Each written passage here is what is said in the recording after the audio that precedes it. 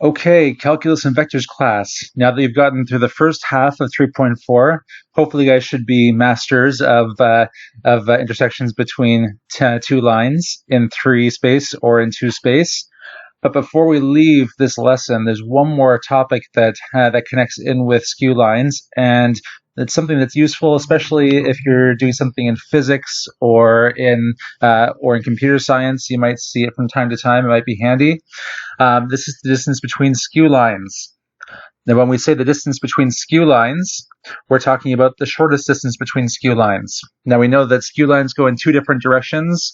At some points, they're going to be closer than others, and the distance is going to vary. So now there's not one single distance, but when we say the distance, we're talking about the shortest distance. Now, I will go into more of an explanation as to how this formula works in the next lesson, because there is another topic there that connects really closely with it, which is the distance between a point and a plane, which essentially follows the same principles, but it's a bit easier to demonstrate.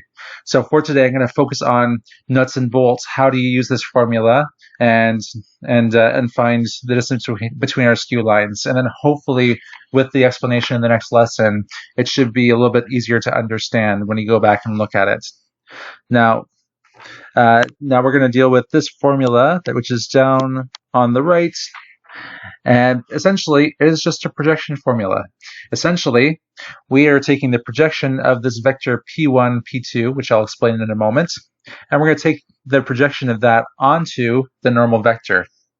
Now, we know that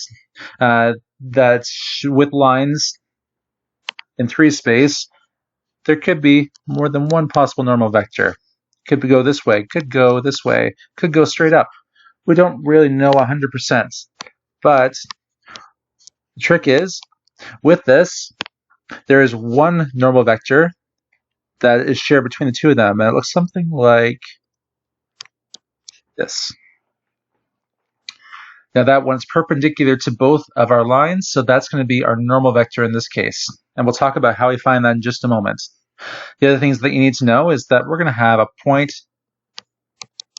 P1 on our line 1 and a point P2 on our line 2, and we're going to use those to make a vector. So I'll write that a little bit more neatly. P2 up top.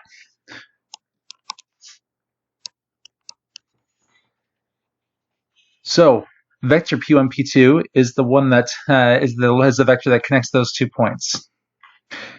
So to find that, all we have to do is find 2 points on our 2 lines. So in this case, with our lines here, we already have 2 points on the lines. Those are just our position vectors. So we're just going to pick those and make them P1 and P2. And so what we're going to do with that is we're going to make a vector, and we know that all we have to do is just subtract 0.2 from 0.1. So we get our x's and then we subtract them, 2 minus 5. Then the y's, 0 minus negative 4. And then for the z's, 1 minus negative 2. And then our vector, P1, P2, becomes negative 3, 4, 3. So that's the first part that we need for this formula. The second part is that normal that we're looking for. And the trick with this, to find that one specific normal, we need one that's perpendicular to both of our lines. So the trick is, if we take the direction vector from line 1 and the direction vector from line 2, and we take their cross product, we know that the cross product has to be perpendicular to both of those direction vectors.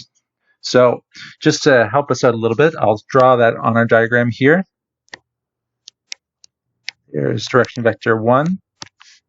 And let's call this direction vector 2. It doesn't really matter too much.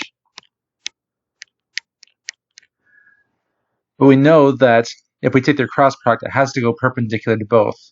So it has to be that normal vector.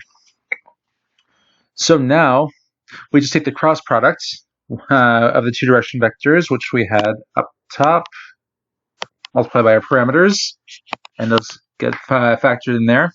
We take the cross product, and it becomes 1, 7, negative 5. Hopefully, you guys are still good with your cross product hairpin rules and all that stuff. If not, go back and do a bit of practice, because it's been a little while and we might be a little rusty. Now that we have those 2 things, now we can plug it all into the equation. So again, we just plug everything in as is. Here's our formula. And then we plug everything in right here. So P1, P2 becomes negative 3, 4, 3.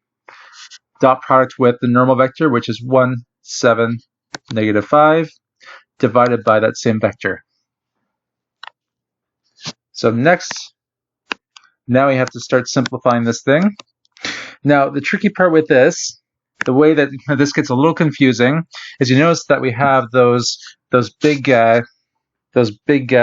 horizontal lines around both ends of this.